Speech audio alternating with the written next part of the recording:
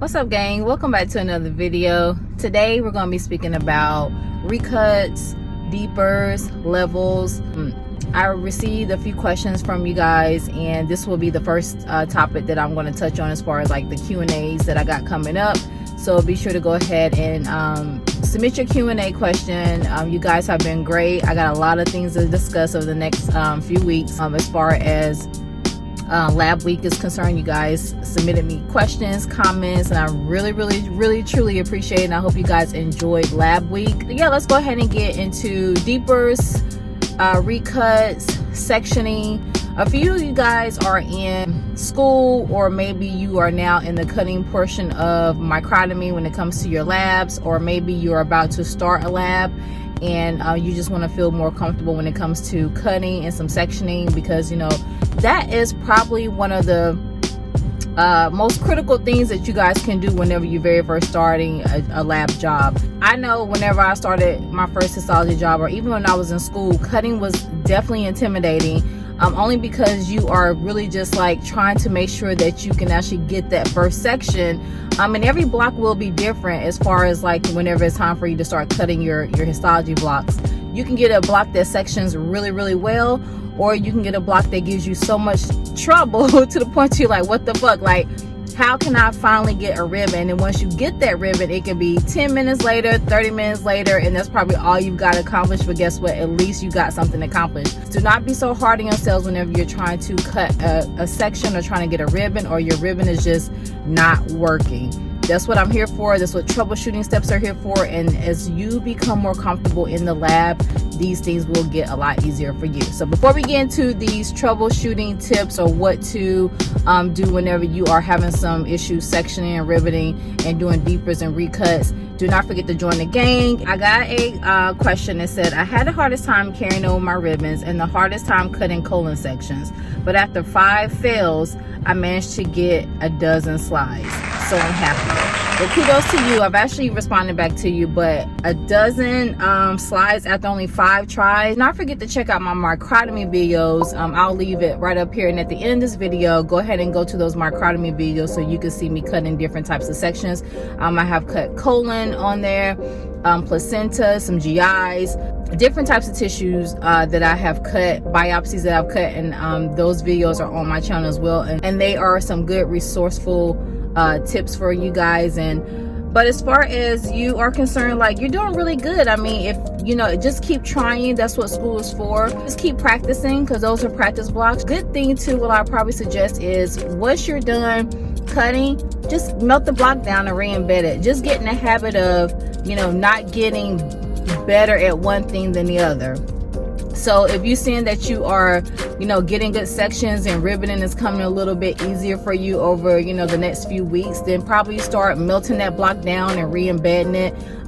So you could just get in the habit of knowing, you know, when you may need to re-embed a block, or so you can feel comfortable doing both, because embedding is before microtomy. So those two definitely goes hand in hand. So your block, whenever you are embedding your block, you can probably see where there may be a little bit of issue before you even start cutting it. So the tissue may be dry.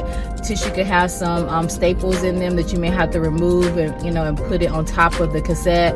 The tissue can probably be a bone, so you may have to surface decal it if it was already in the decal at the growth station.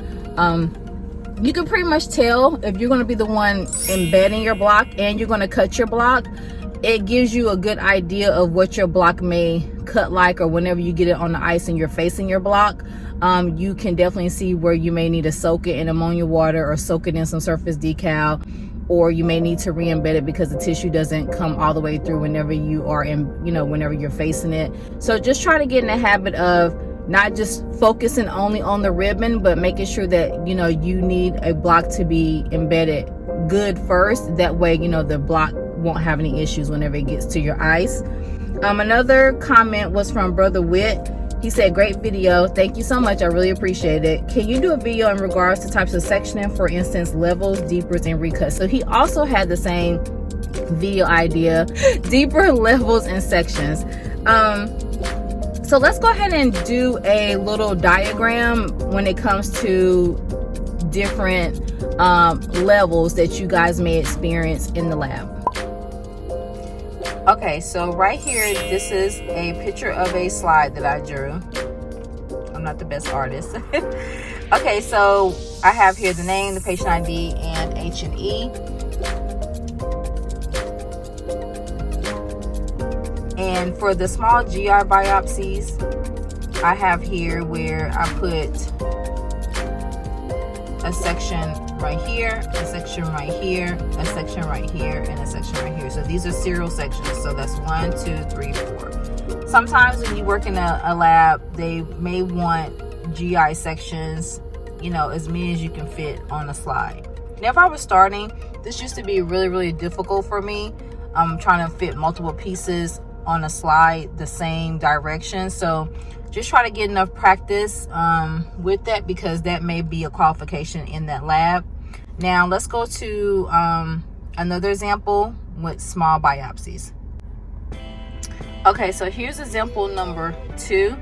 I have the patient name, ID, H&E. So that's just one ribbon with 3 sections. So that's just one serial ribbon.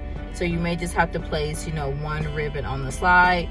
And that's pretty much easy, because once you get that ribbon, you'll just take that ribbon and then you just place it on the slide instead of trying to, you know, do multiple ribbons on one slide. So this is the way we do our H&Es now, but this is another way to put your ribbon on the slide. Okay, here is an example of a slide with a medium-sized mold, that's square mold, and for H&Es, basically it would be 2 sections on the slide. You can do one section, then 10 rotations in between, and then pick up your next section. So that would be 2 sections on one slide. And normally with medium molds, we only put 2. That's been universal as far as, like, you know, me working in, you know, different labs. And last but not least, here's a large mold. Those for those large pieces of tissue that normally just lay flat, and you would put just one section on the slide because you couldn't fit 2 sections on one slide. So here's your medium. Medium can normally fit 2 if it's in that square mold, but if it goes into that large mold, then that's going to be 1 section. And for any other type of special requests, like let's just say special stains or immunos, normally the control tissue will be on top, and then you will have the patient tissue at the bottom, and normally that is just 1 section. Sometimes your control, just like where I'm working at now, the control is only on the tissue by itself, or the control tissue is only on the slide by itself, and then the patient tissue is, of course, is ran with the control. So that's pretty much the same thing. But sometimes you will work in a lab to where you'll have to put your control on top and then the patient tissue on the bottom. And then for the rest of the slides, it just may be the patient tissue without a control. And we'll get into that because, like I said before, every lab is different. So every lab is going to, you know, put things a little bit differently. But overall, the results will still be the same, because as long as a control is ran with your tissue, that's how you know that the control actually worked, and that's how you know that the patient tissue is going to work as well. So I hope these diagrams actually helped you guys, and I hope that these tips actually helped you guys out.